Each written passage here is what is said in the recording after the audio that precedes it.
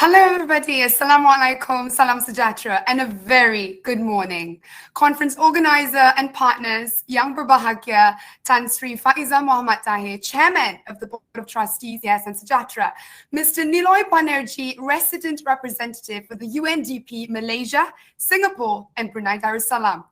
Dr. Yasuhiko Matsuda, Country Manager for Malaysia, the World Bank Group. Learned speakers, and as you all know, we've got a very diverse speakers today, all the way from 25 years old Malaysian and of course international. Fellow humanitarian actors from Malaysia and those who have joined us from all over the world.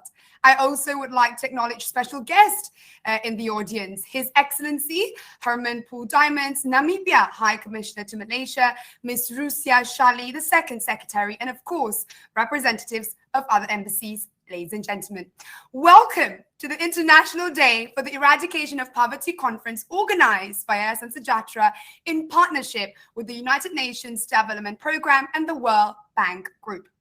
For your information, IDEP Conference has been an annual event at Yayasan Sejahtera since 2014 in commemoration of the International Day of Eradication of Poverty, which I am sure all of you know is observed around the world on the 17th of October. Now, together today, we stand in solidarity and refresh our pledge to end poverty in all its forms everywhere.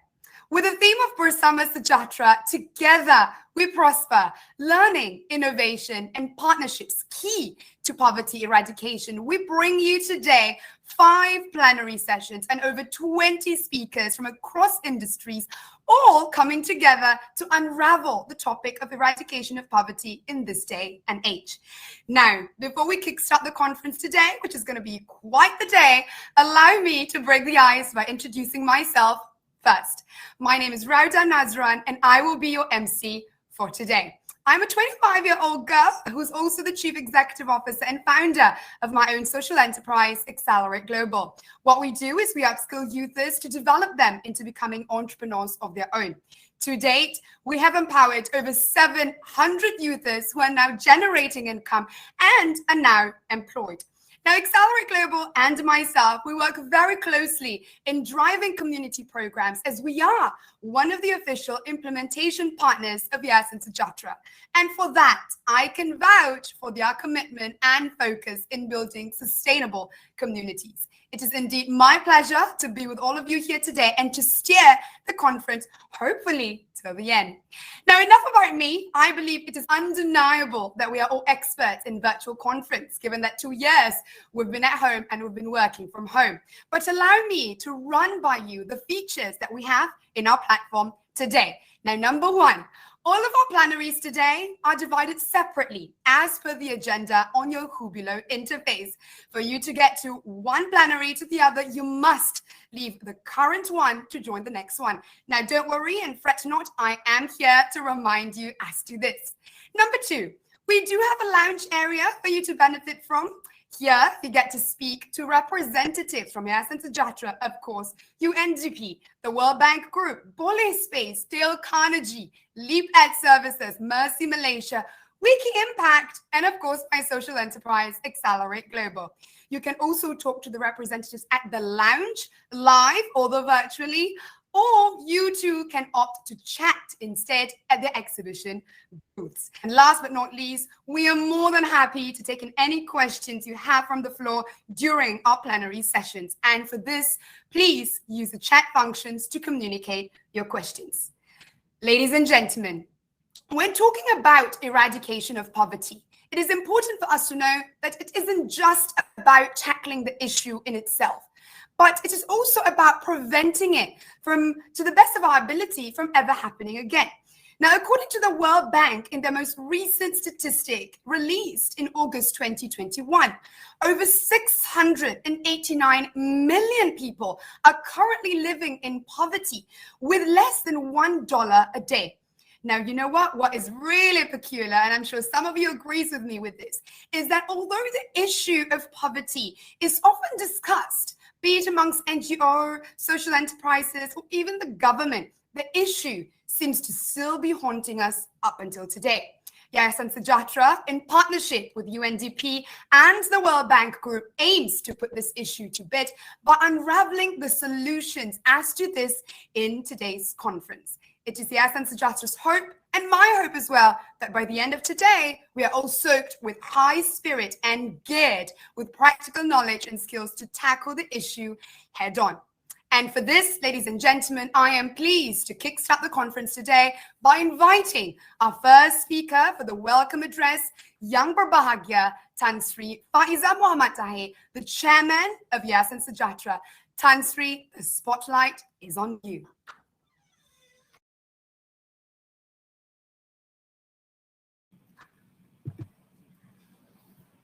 Thank you very much, Rauda. Assalamualaikum warahmatullahi wabarakatuh. Salam sejahtera and a very good morning. It is an honor to be among all of you change makers and impact creators in humanitarian action. We gather today in commemorating the International Day for the Eradication of Poverty, which falls on Sunday, 17th October, as declared by the UN General Assembly in 1982.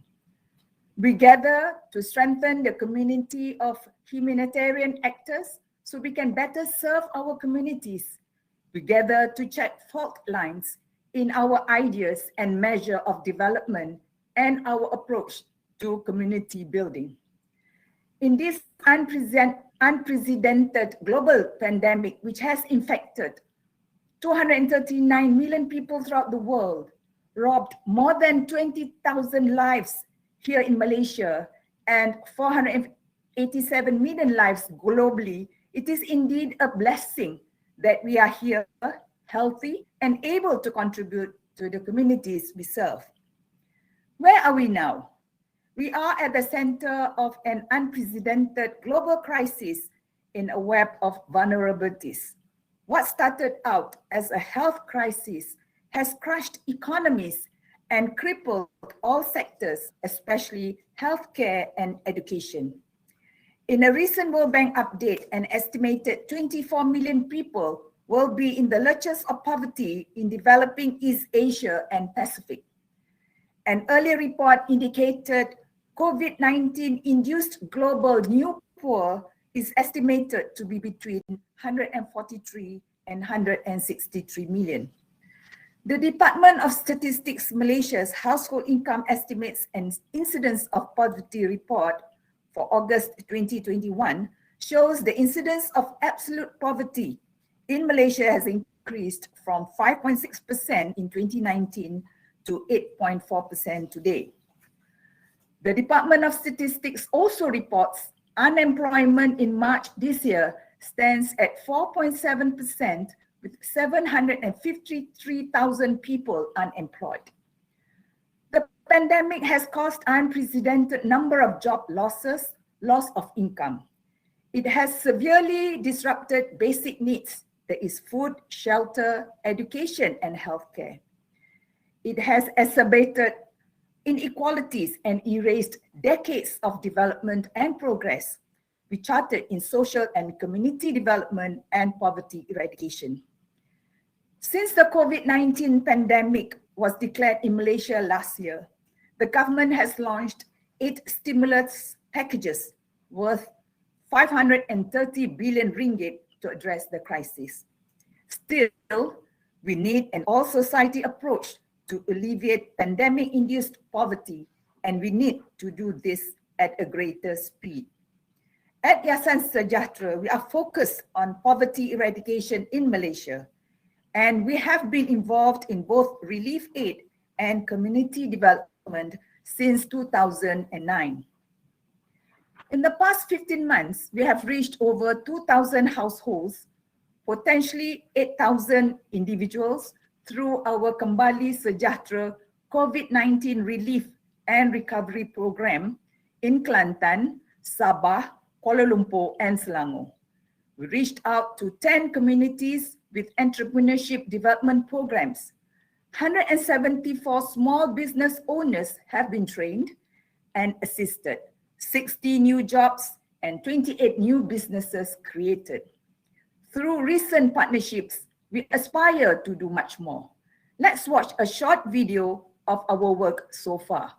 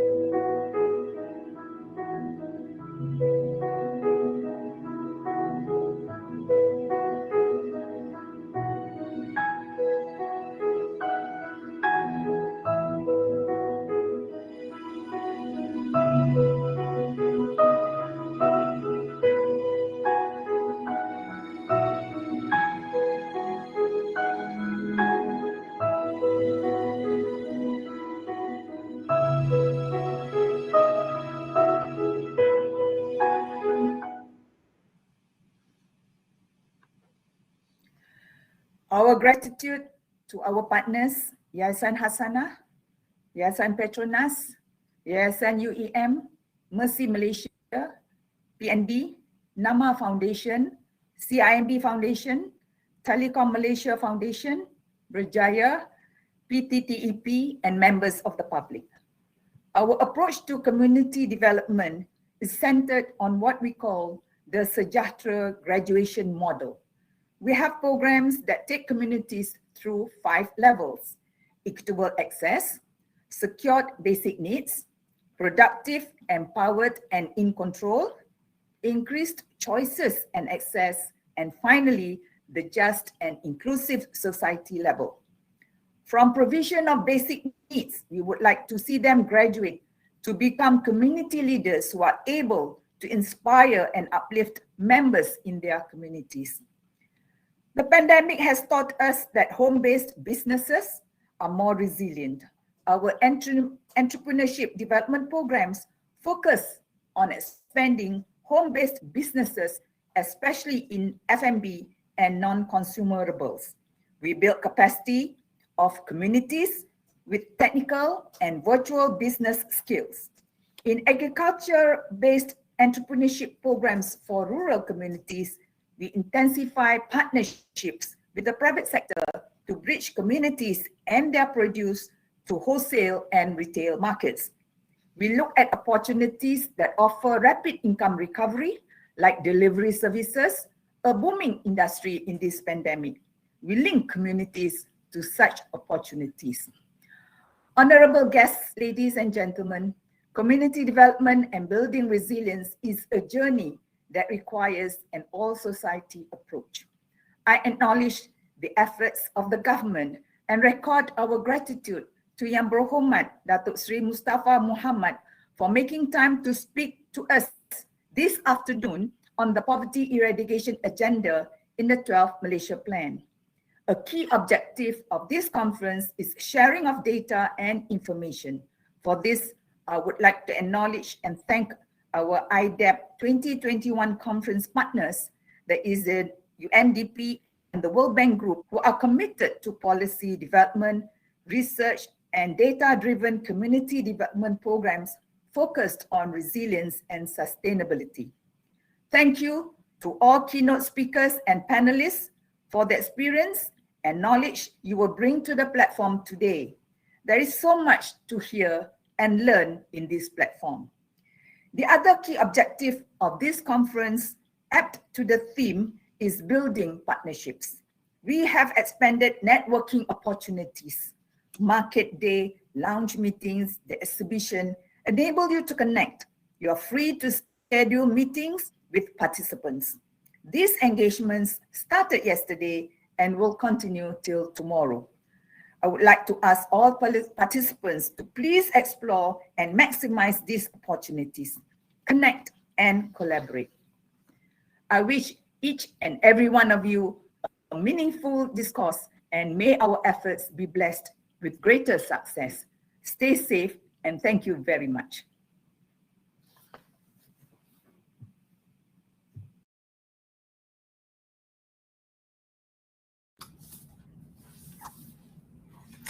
Thank you so very much, Tan Sri Faiza, for gracing us with your welcome address.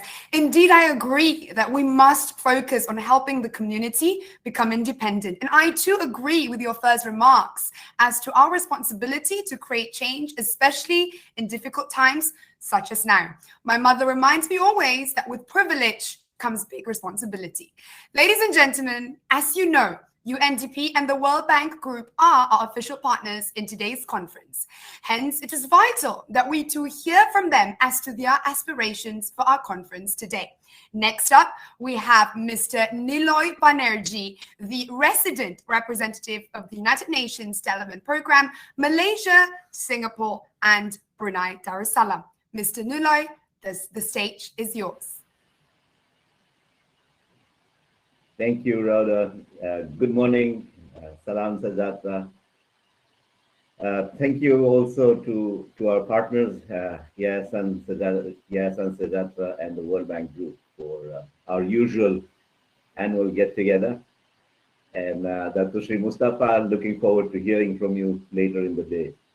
Excellencies, Tan Sri Faiza, Muhammad Tahir, Dr. Yasuhiko Matsuda, Country Manager for Malaysia, the World Bank Group, distinguished guests, panelists, and participants. You heard about the theme of today. And as you know, the 17th of October was adopted as the day for eradication of poverty, because it's also the day when the Universal Declaration of Human Rights was adopted. It's really to commemorate that event that the UN General Assembly adopted today, Sunday, as the day of International Day for Eradication of Poverty. As you know, this day is really to get public opinion sensitized to what's going on with the poor, with poverty. It's also to get political will generated around this idea.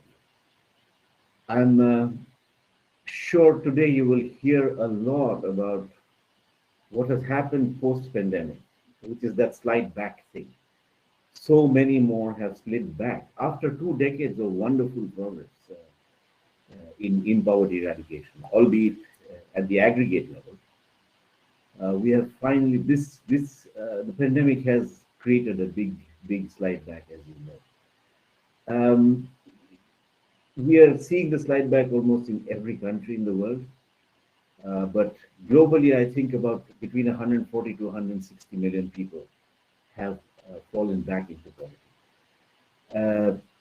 And this goes to middle and upper middle income countries as well, not just the LDCs as the less developed countries of the world are known, but it's estimated that an additional 2.3% of the population, will fall into poverty in some of these, in the middle and upper middle income countries. For UNDP, this is the biggest concern is on human development. Since 1990, we have been tracking human development, which is a multidimensional composite index, which looks at health, education, and income, of course. And for the first time since 1990, we are seeing a reversal of human development also, which is kind of intuitive, but it's, you know, as it hits home, it feels bad. It just feels like lost opportunity. In Malaysia, we've also seen some slide back. You heard in the Prime Minister's address that from the M40 group, about 20% of the M40 have actually slid back into the B40 category. So that's a total of 3.4 million people who have 3.4 million B40 households, which has now increased from 39.9% to 46.8% in the last 2 years. So that's, colleagues, and it comes as a layer on top of Malaysia's more structural issues to do with poverty, because, for instance, women are disproportionately poor here. Women are disproportionately out of employment here. So it's overall, colleagues, quite a difficult situation that we are finding ourselves under. But what the process of now ending poverty must re-look at some of our fundamental assumptions as to what we could be doing. But let me for one more minute touch upon the other index that UNDP tracks quite closely, which is the multidimensional poverty index, which looks at multiple deprivations across not just income, health, and education, but also at issues like housing, sanitation, etc. So now there, the 2021 multidimensional poverty index report shows that about 1.3 billion people are multidimensionally poor. And the COVID pandemic has again created 143 to 163 new multidimensional poor who will join the 1.3 billion already classified as multidimensional. In Malaysia, we estimate that around 352,000, or about slightly over 1% of the population, are multidimensional.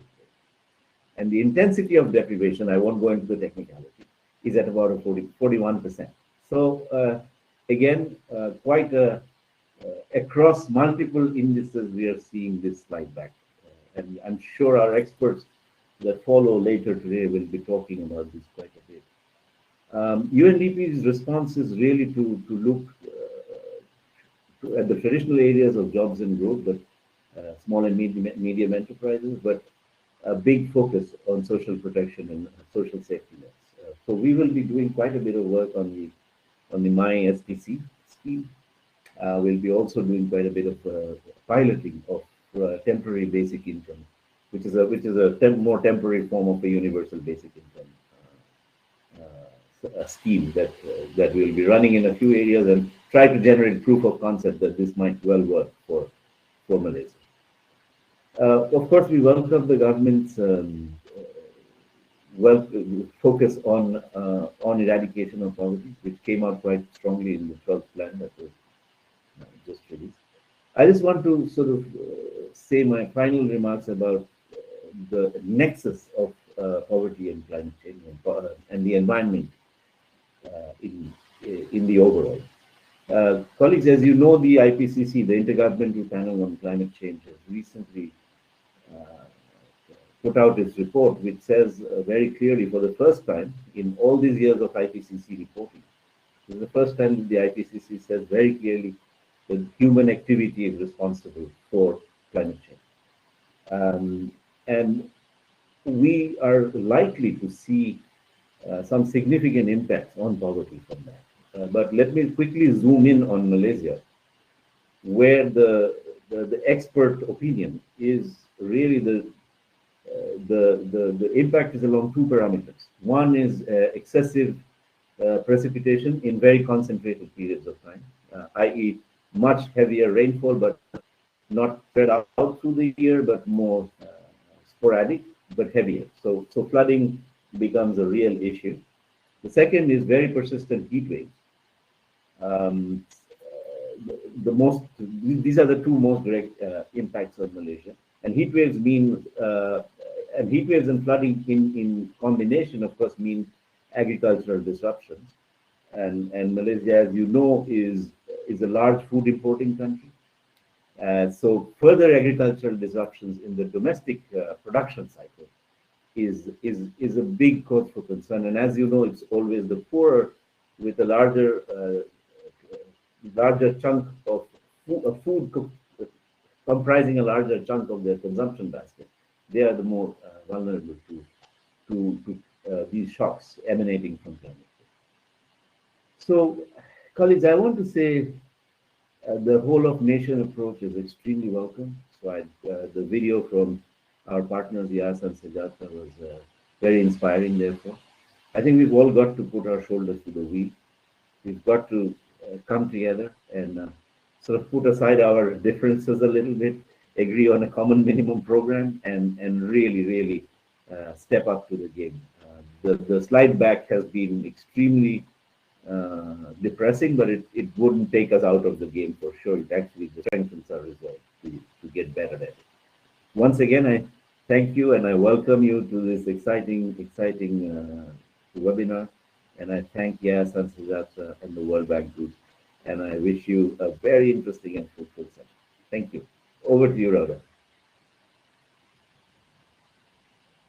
Thank you so very much, Mr. Niloy, for the welcoming address. And I personally resonate with you very strongly about the fact that it is definitely time for us to put our differences aside and put the interest of the beneficiaries first. After all, we are in the industry where we work very strongly and closely with the beneficiaries. And so it's very important for us to put their interest over everything else, especially our differences. And also, Mr. Niloy, what you said about us understanding the current landscape of poverty, and even as deeper as multidimensional poverty, is indeed very vital, given how different the circumstances is at the moment post-pandemic. As you mentioned, M40s are slipping into the B40s, right? And I'm very much certain that today's conference will encapsulate and enlighten us as to how do we go about handling, or rather, providing the necessary aid and help given the different situation at the moment. So thank you so much, Mr. Niloy.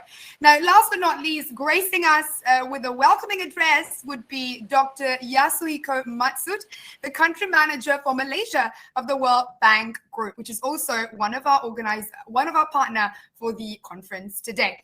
Dr. Yasuhiko, whenever you're ready, the stage is yours. Thank you very much, and very good morning and selamat pagi. And once again, thank you for your warm introduction. It's really a pleasure for me to be here speaking today. I'm a first arrival here in KL with less than 1 week out of the quarantine, and I'm really enjoying my time here in KL. So first, many thanks to Yas and Sujatra and UNDP for the opportunity to collaborate this year once again in commemorating the International Day for Eradication of Poverty. I understand that we have been very good partners in the past, and I really certainly hope that we can continue these fruitful collaborations in years to come. And as already mentioned, this year's commemoration is especially important because we live in an extraordinary time because of the pandemic. That has really so severely affected farms and households across the world and here in Malaysia as well. People's living conditions have been severely worsened, and many Malaysians have been pushed into poverty. And this COVID pandemic and the economic crisis that has accompanied it really has compounded the challenges that we all face in trying to reduce poverty across the world. We have already faced a lot of challenges beforehand, such as fragility, armed conflict in many countries and sub-regions, and of course, now climate change.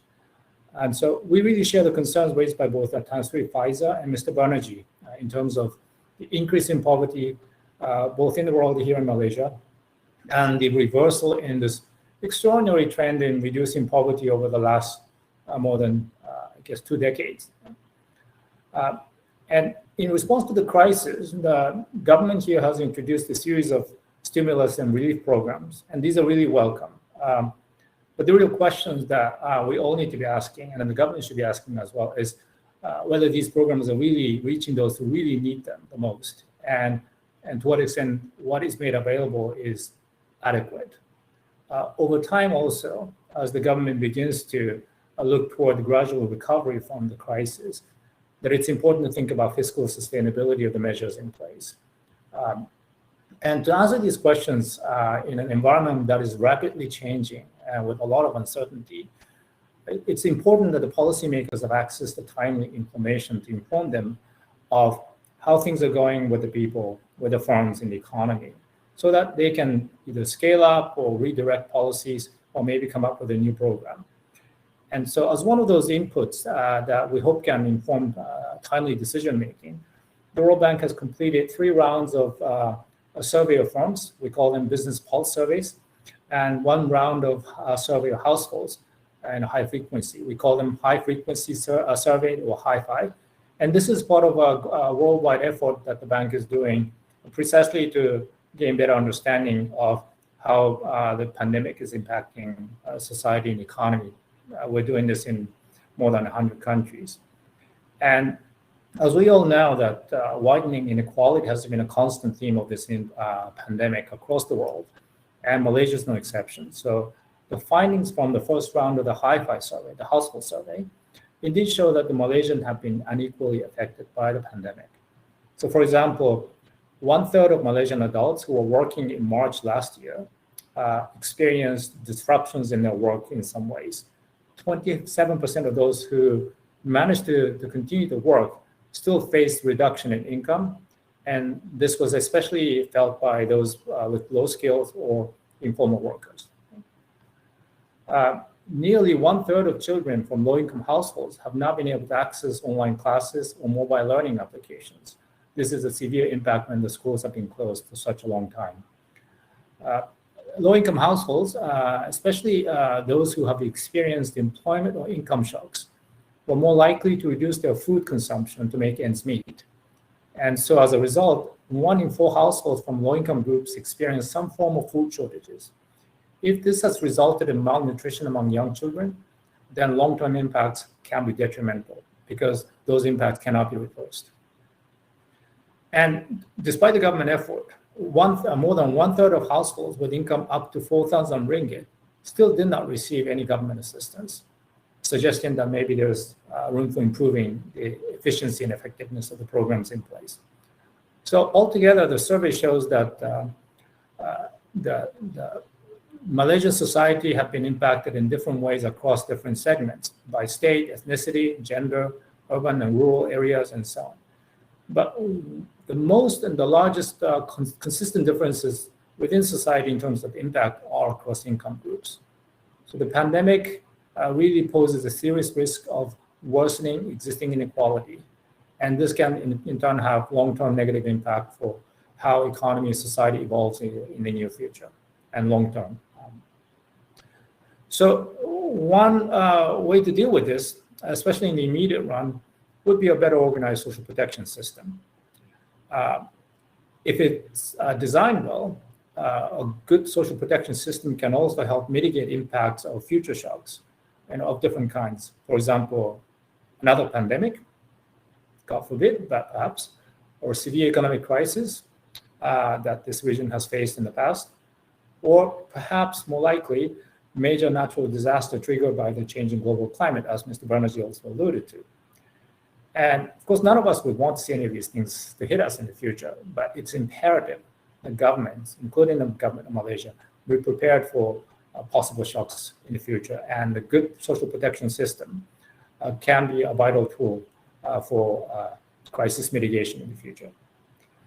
A greater challenge, perhaps, is to ensure that the fruit of the recovery that we expect to see coming will benefit all of the Malaysians equally. And policy measures for resilient and inclusive recovery would need to be comprehensive and goes beyond the topics that we're discussing today. But among the topics covered today, perhaps inclusive education is one of the most fundamental and arguably one of the more difficult, because education reforms are difficult everywhere. But without an education system that reinforces inclusiveness and fosters innovation, the kind of quality of life that should be expected of a high-income status that Malaysia will achieve in the near future may be elusive. The government's latest aspirations, including for poverty reduction, are expressed in the 12th Malaysia Plan. It is an impressive document. It's very ambitious, very comprehensive, and addresses all the right priorities. And that is in keeping with Malaysia's progress in achieving a high-income nation status. And really appreciate the focus on vulnerable groups, going beyond the B40 and also placing greater focus on regional disparities.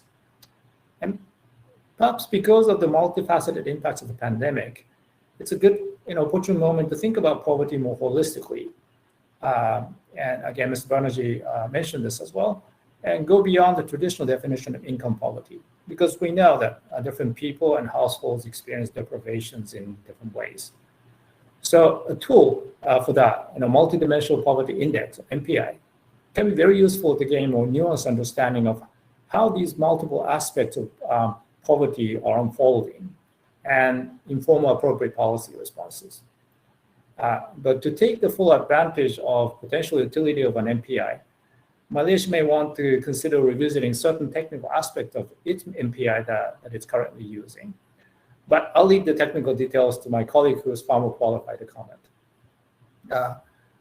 So the present challenge of COVID-19 can be disheartening. It has been really horrible to watch the devastating impacts, both on the economy and on people's health. But we need to keep pressing forward, remain hopeful for a brighter future, and credible set of policies and commitment to implement them will be a key ingredient for people to hold high hope for the future. So the World Bank is committed to actively contributing to an evidence-informed policy discourse and strengthen efforts for the eradication of poverty together with all of you. Let me close by wishing everyone a productive discussion and good day ahead. Thank you very much, and terima kasih.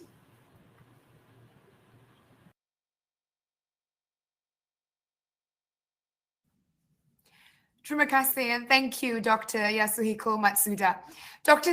Yasuhiko, you made a very compelling point earlier on understanding the landscape and the situation on the ground when we create policies, which I resonate really closely with. And of course, looking at the long-term impact of poverty is also indeed vital, given the domino effect poverty has on the well-being of a person and a family. Recovering the nation does indeed require inclusivity. Ladies and gentlemen, that marks the end of all of our welcoming addresses, and now we shall kickstart with the conference today with our opening plenary. Now, I know all of you must be anticipating to hear from Yang Berhormat Datuk Sri Mustafa Mohamad, the Minister in the Prime Minister's Department Economy today morning. But unfortunately, he had to attend an urgent meeting with our dear Prime Minister, but we did get his slot rescheduled to 2:30 in the evening. So he'll still be with us just a little bit later.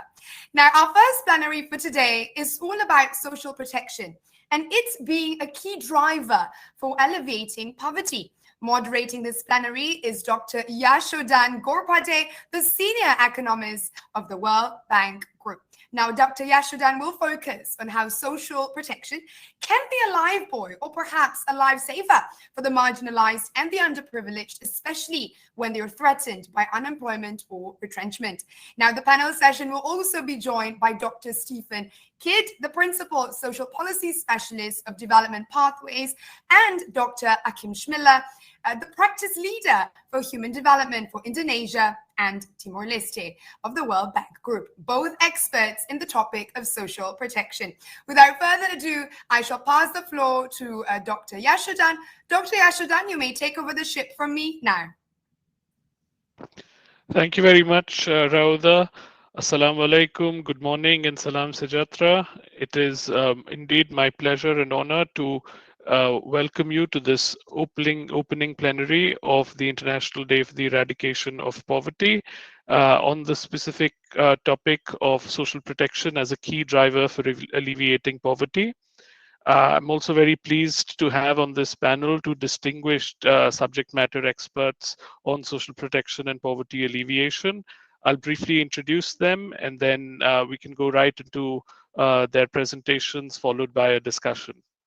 First, I would like to introduce Dr. Stephen Kidd, who is the Principal Social Policy Specialist at Development Pathways. and has worked across more than 30 countries, including many in Southeast Asia. He was previously Director of Policy at HelpAge International and led DFID's social protection team, and was also a lecturer in social anthropology at the University of Edinburgh. He has a wide range of experience across many aspects of social protection, has successfully supported national policy development in many countries, and has undertaken research on a wide range of topics related to social protection. Good morning, Dr. Kidd, and welcome. I'd also like to introduce Dr. Achim Schmillen, a practice leader for human development for Indonesia and Timor-Leste at the World Bank. His experience spans high-quality analytic work and internationally visible research, extensive advisory activities and high-level policy dialogue, and hands-on operational fieldwork and technical assistance in China, Germany, Indonesia, Malaysia, the Philippines, the United States, and other countries. Achim joined the World Bank in 2013 through the Young Professionals Program, and initially worked in the South Asia Human Development Unit, and then in the Social Protection and Jobs Global Practice of the World Bank. He's previously worked at the National Bureau of Economic Research in the US and the Research Institute of Germany's Federal Employment Agency. To begin this discussion on social protection as a key driver for alleviating poverty, I would first request Dr. Stephen Kidd to make his presentation for about 8 minutes, followed by a presentation, a similar presentation by Dr. Achim Schmillen for 8 minutes, following which we will go into questions and answers. Please feel free to type your questions in the general chat. And once our presenters have completed their presentations, we look forward to a very rich and engaging discussion. Thank you, and over to you, Dr. Kidd.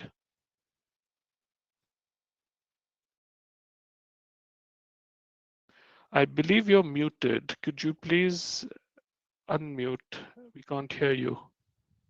Right, yeah. Yes. Sorry about that. Anyway, good morning, everybody, and it's a pleasure to be with you today, talking about social protection, or as I prefer to call it, social security. What I want to try and do today, and hopefully you can see my presentation, is to explain why it's critically important that countries move towards building universal social security systems as a means of recovering from COVID-19, and also to protect and support their populations in the future. And by social security, I mean the provision by government of regular and predictable cash transfers to its population. I think when we're talking about poverty and who should receive social security transfers, I think it's interesting to compare many countries with the United States and the standards of living that we find in the United States. This is a graph showing the welfare distribution in the United States of America, and we can compare it with Malaysia. This is in Malaysian currency. We can see a difference in the distribution, and what this is actually showing is that 75% of the population of Malaysia is poorer than the poorest 28% of the population in the United States of America. Yet in the United States of America, what we've seen now is that they've been moving towards putting in place universal social security schemes. They already have them for pensions, but this year introduced an almost universal child benefit to support every child in the United States. And if every child in the United States needs social security support, then I'm sure every child in Malaysia must require the same, because standards of living are somewhat lower. And COVID-19, as we've been hearing, has made the situation much worse. This is just a study, I don't have studies from Malaysia, a study we did in Sri Lanka, where we can see about the average reduction in income last year for households as a result of COVID-19 was about a 30% on average reduction of income, with about 71% of the population affected.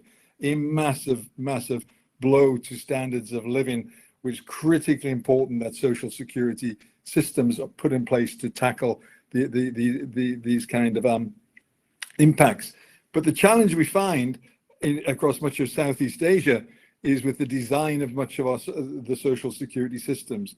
What we find, and you can see here a sort of diagram representing a population from the richest at the top to the poorest at the bottom.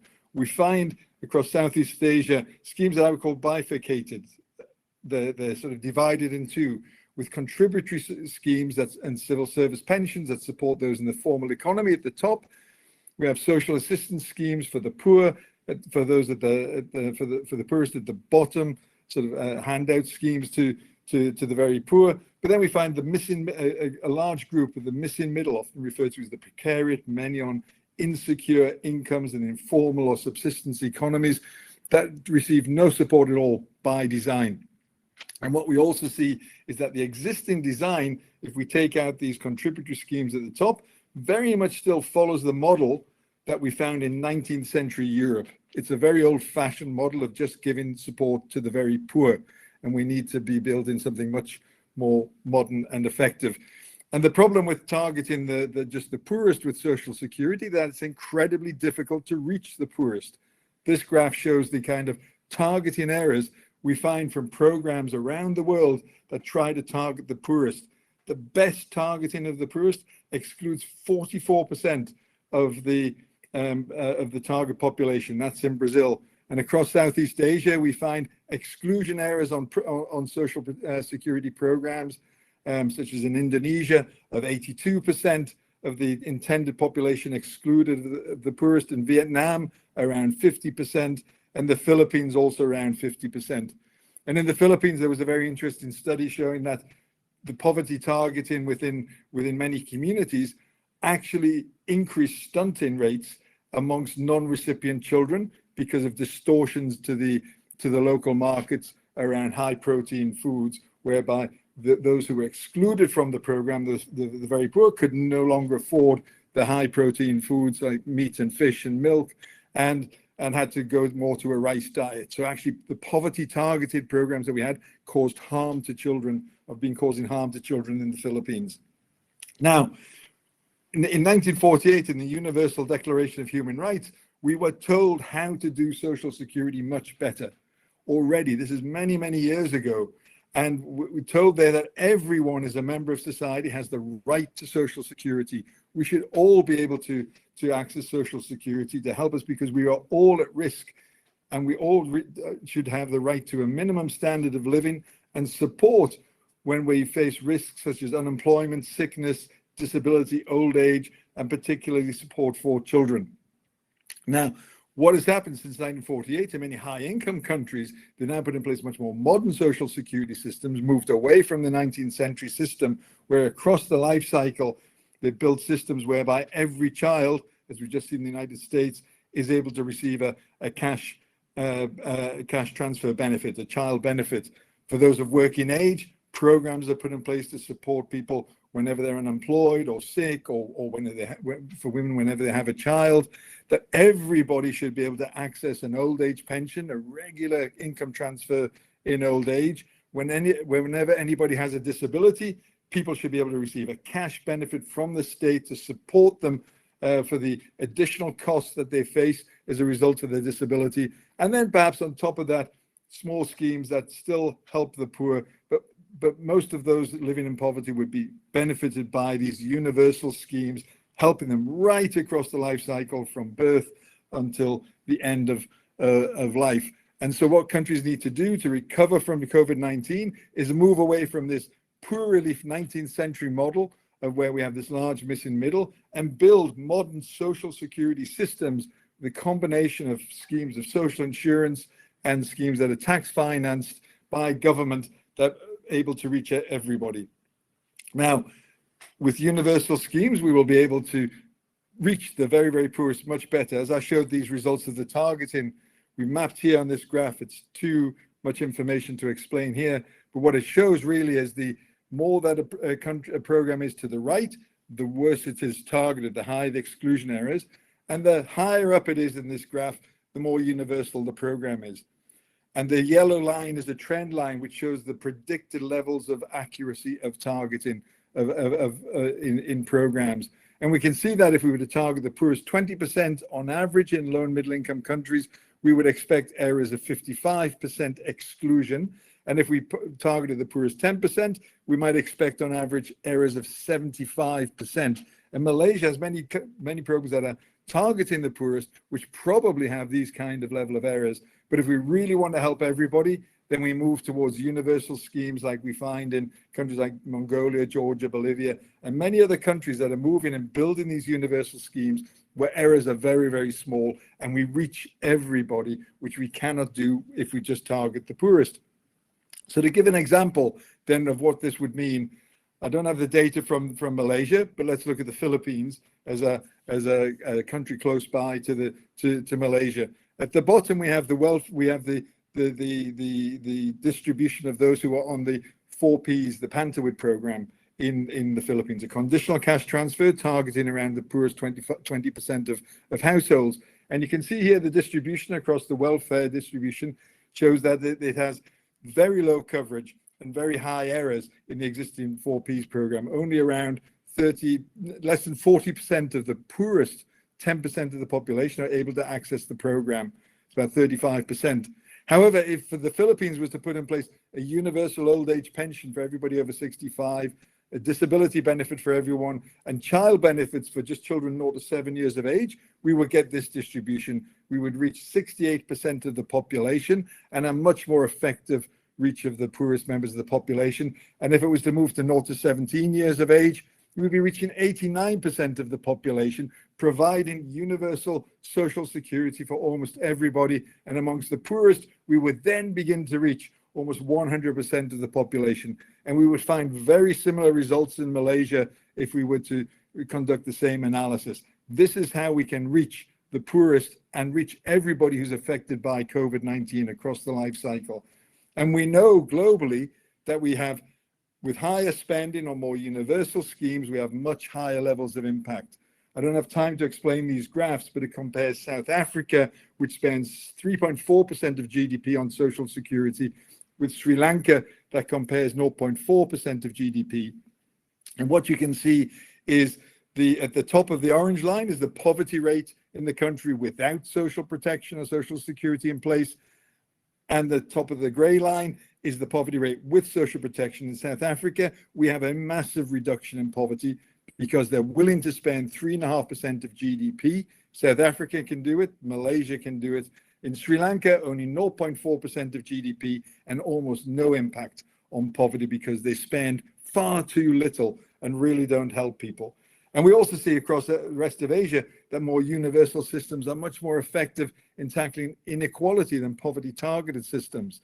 This graph shows research that we've done around real systems across Asia, and the level of reduction in inequality in the Gini coefficient we find in countries with poverty-targeted systems in blue, very little impact, such as in Indonesia and the Philippines, where the reduction is minimal, about less than 0.5% in Indonesia and 0.2% in the Philippines. Whereas in countries that are building in Asia more universal systems, such as Mongolia, we see reductions in inequality of around 20%, massive reductions.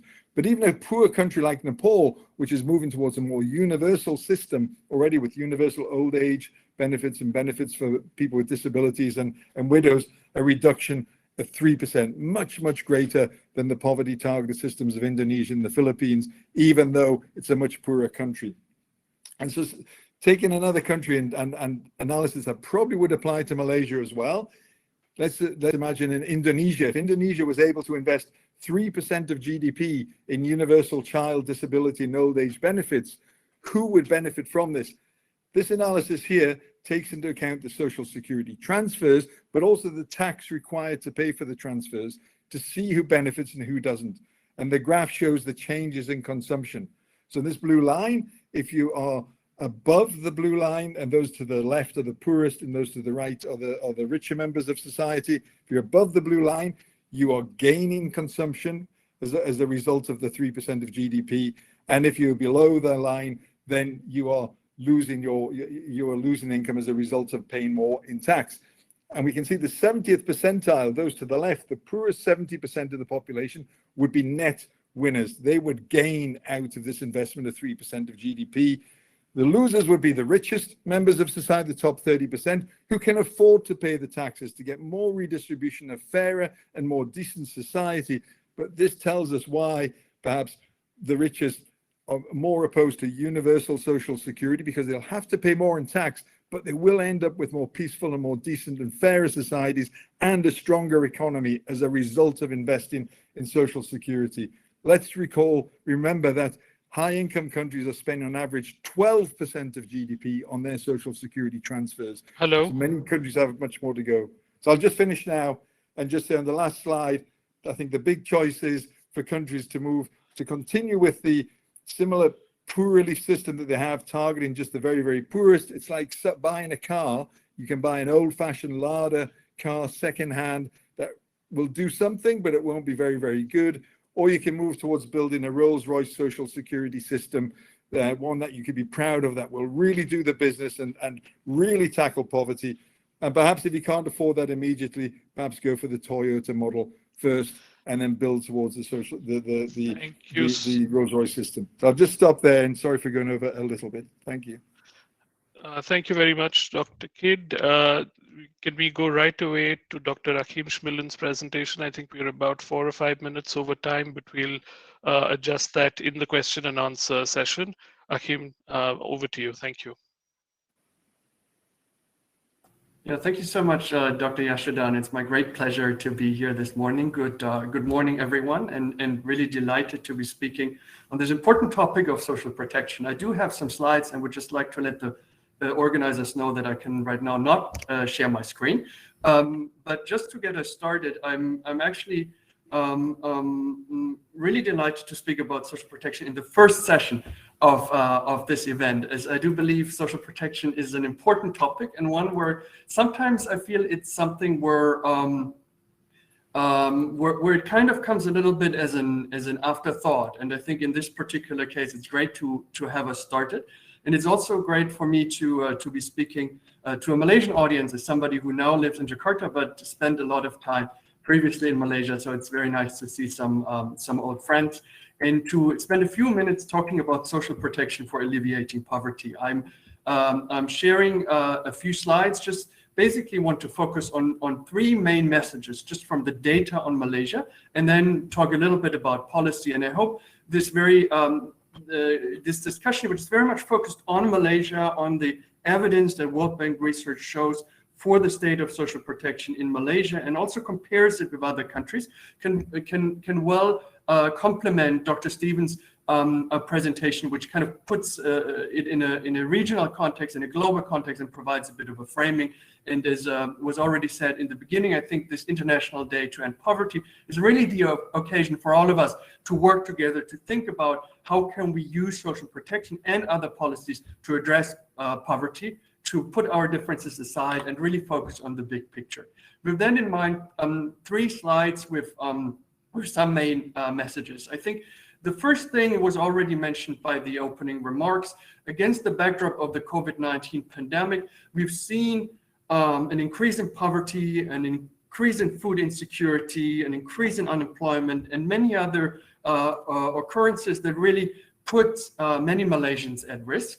I just have here some data from UNICEF that really show how many Malaysians in PPR flats struggle making ends meet. The World Bank High Fly Survey also shows this. So this is an urgent need to think about social protection to really support, in particular, the poor and vulnerable in Malaysia. But then we've also already mentioned that there are long-run trends that kind of require a more developed social protection system, but that also mean that we can actually think of this crisis really as an opportunity to build back better, to think about some of the emergency measures. How can they be further developed? How can they be systematized? And where do we want to go in the long run?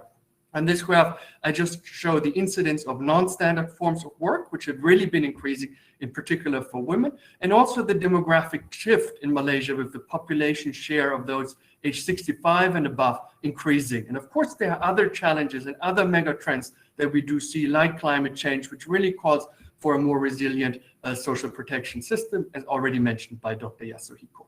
So a lot of challenges. Where do we stand? I want to focus very quickly on 2 aspects of Malaysia's social protection system. One, which I would call really social assistance, but words don't matter too much, which is the non-contributory part, and then social insurance, the contributory part, which in Malaysia's case is very prominently EPF, but there's also SOCSO and other elements. And just show you some analysis about where we stand. Very quickly, and in the Q&A, maybe we can go a bit more into detail. First is to note that actually before the pandemic, when we looked at household survey microdata, so real data on the coverage, on the benefits from social assistance, we actually found that a lot of Malaysian households are covered by social assistance. If we look at the B20, it was in fact in 2016 about 98.2%, which is a quite amazing achievement in a way. It's as those of you who are familiar with the topic might expect, to a large extent due to the BRIM program, or like BSH, or different iterations that it's seen, which has a very broad coverage.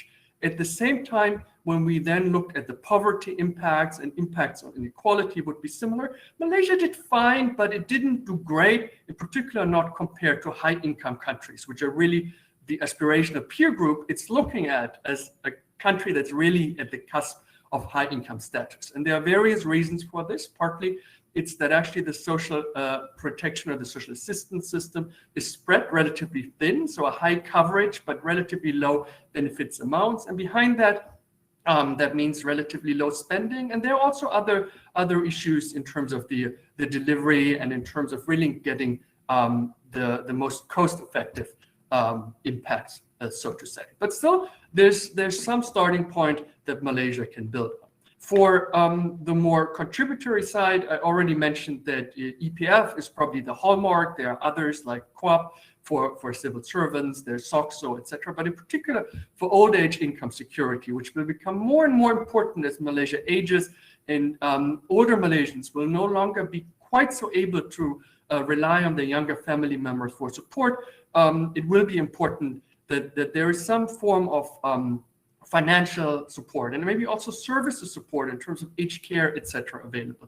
Now, as I mentioned, EPF is a fantastic institution with a very broad coverage, providing good governance, good returns, but not complete protection for all Malaysians. On the left-hand side of this chart, again, looking a bit before the pandemic, so things have been changing in the last year, of course, with some of the emergency measures. We see that in particular for households in lower income deciles, the EPF coverage is relatively low, maybe only 20 or only 30%.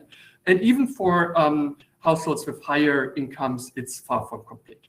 We should also note that, of course, EPF has been instrumental in supporting households during the pandemic in terms of allowing early withdrawals, in particular, as for instance part of the eSINA and eCitra programs. Now, I think that's very valuable and really something that Malaysia could benefit from, having EPF in this very extraordinary and very taxing times.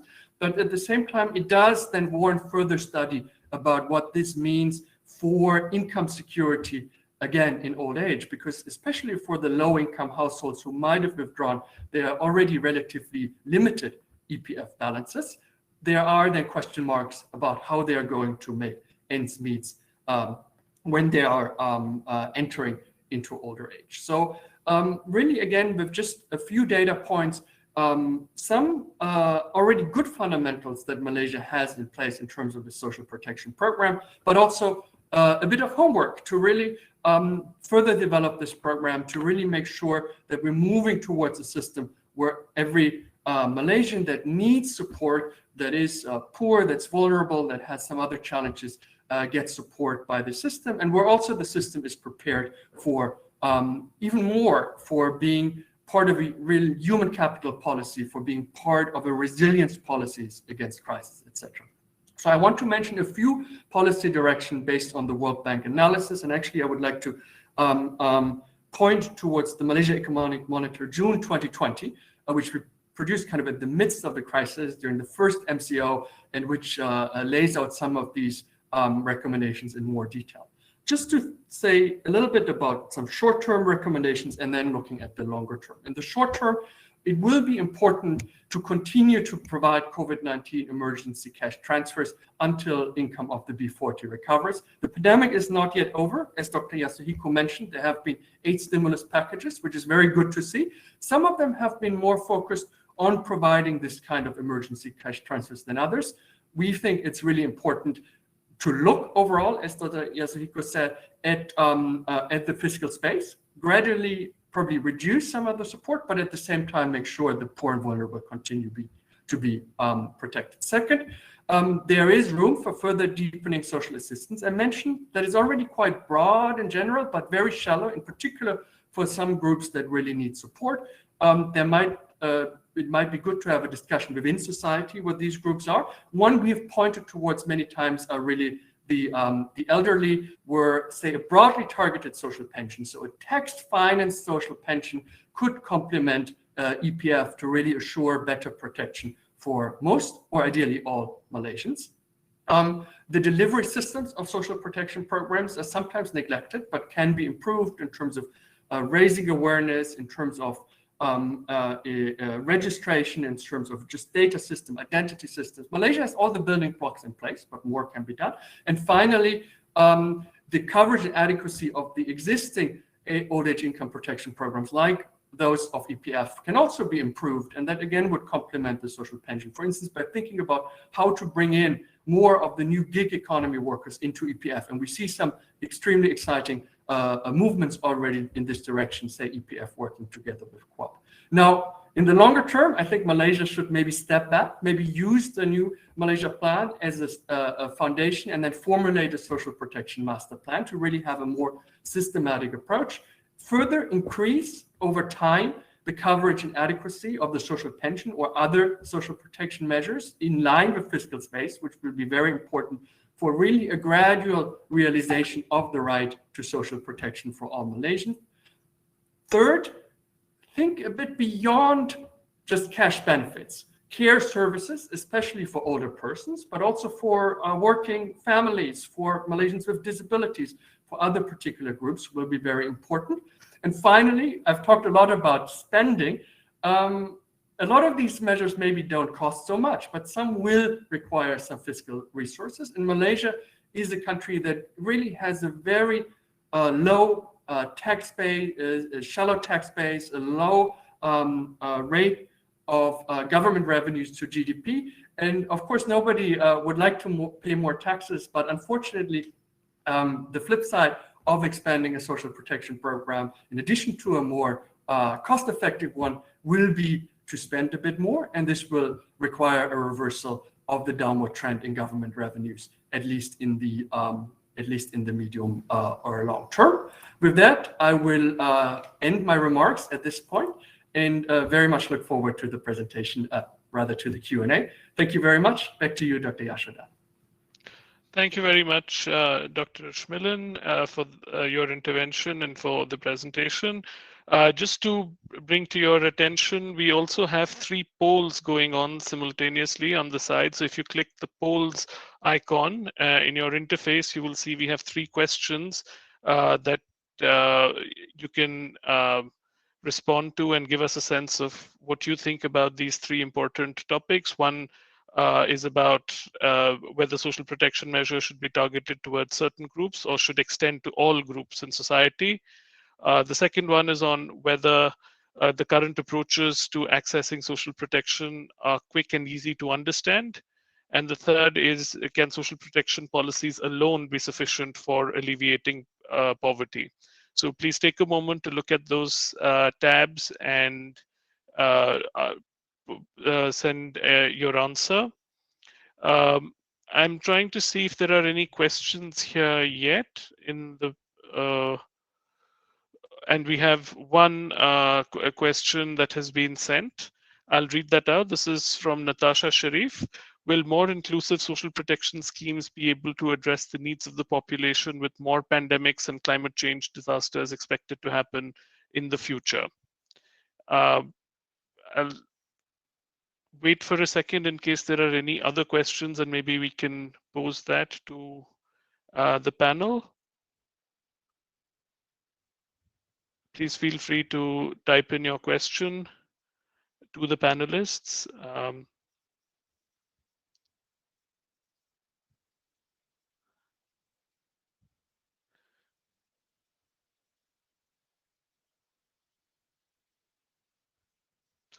All right, why don't we take that question first? Will more inclusive social protection schemes be able to address the needs of the population in the context of likely recurring or simultaneous shocks?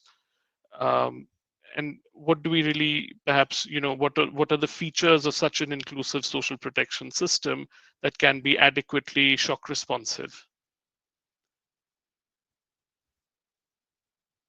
Maybe 1 minute responses from both of our panelists, and then we can take further questions, if that's okay. Okay, so I can start. Yeah, I mean, I think it's absolutely essential to put in place more inclusive or universal social security systems. Once we have these in place, that's the whole point. They are shock responsive.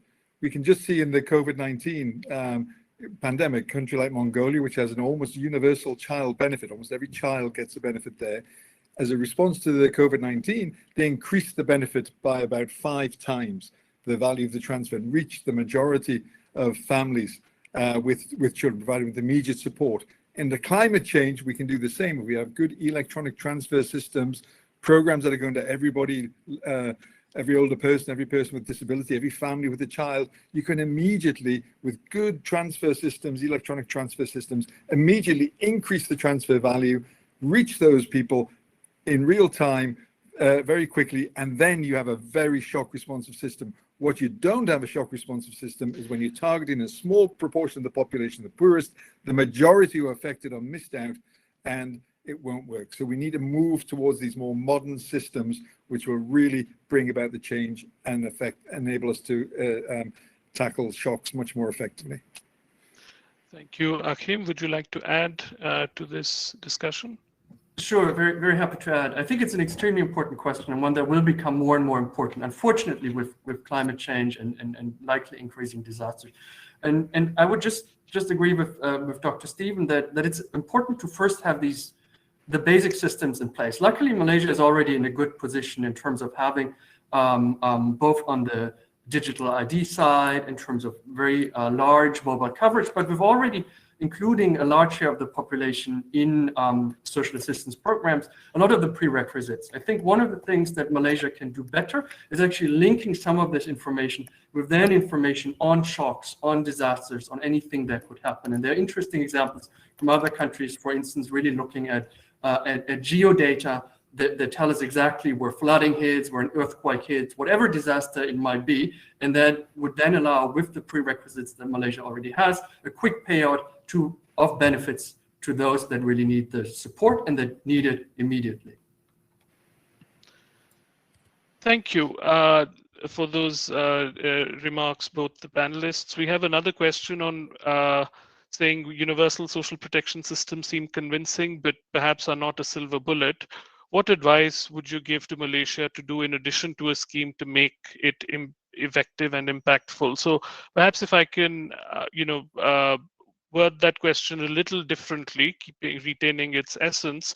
In addition to social protection schemes, do we need what are the most important other measures we need at this point to come out of poverty?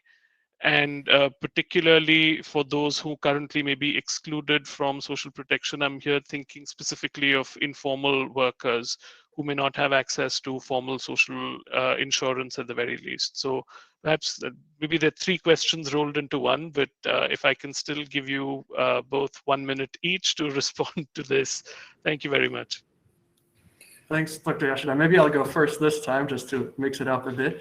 I think it's, again, a very important question. Social protection can only be one part of the answer. I do think there need to be other policies in terms of jobs, in terms of actually supporting firms, and in terms of supporting a broader economic, a conducive environment that will really lift up livelihoods. One thing, again, to really point where Malaysia, I think, can do better and can learn from other countries is to do more to use the existing social protection programs for an empowerment strategy, for productive inclusion. For instance, again, BSH, BRIM, the successor programs have very high coverage, but they do very little to link beneficiaries to, say, employment opportunities, to training opportunities, to small business opportunities, or at the very least, even inform these beneficiaries about these opportunities. We've all seen the SMS now from Ministry of Health for more than a year informing us about what to do during COVID and how to maybe behave.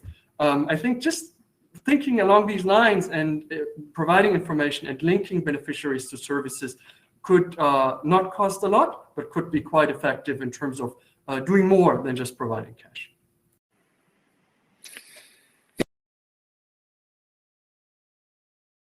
Social security is not the only answer, but it is absolutely essential. That's why high-income countries spend 12% of GDP on average on this.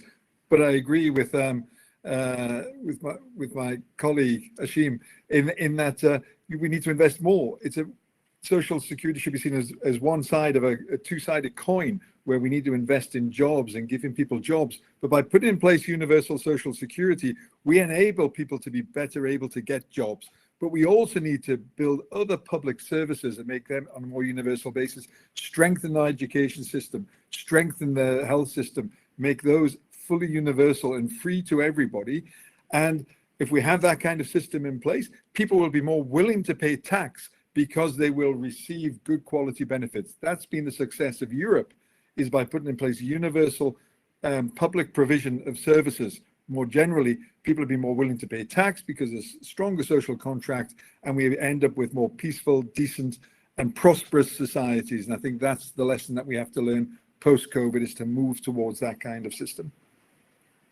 Thank you very much for those interventions and for a very rich discussion. I'm afraid this is all we have time for in this opening plenary, but what a rich discussion this was indeed. Through your comments, through the presentations, this brief question and answer that we had, and also the polls that reflect a variety of views on the topics we posed. So thank you so much to both the panelists and to a very engaged audience. Thank you very much. Incredible. Thank you so much, Dr. Yashatan, Dr. Stephen, and Dr. Akim. Now, in the interest of time, ladies and gentlemen, let's move on to our second plenary. Please log on to the second plenary, which you may find in your Hubulo interface, and I will meet you there.